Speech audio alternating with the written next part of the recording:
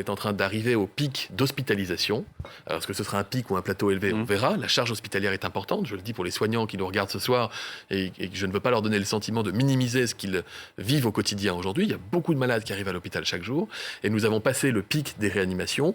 Depuis une dizaine de jours, ça a commencé à baisser, ce qui nous permet d'ailleurs d'avoir confirmé les mesures d'allègement qui ont été prononcées aujourd'hui. Mon message ce soir, c'est que le pire est derrière nous. On a fait le plus dur.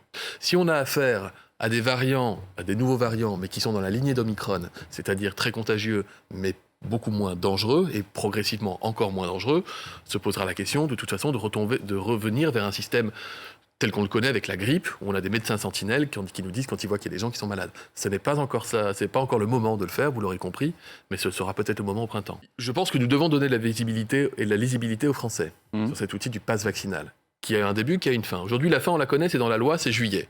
Mais si nous pouvons supprimer le pass vaccinal avant, nous le ferons. Si vous avez eu une injection et 2 infections, 2 épisodes d'infection, ça arrive.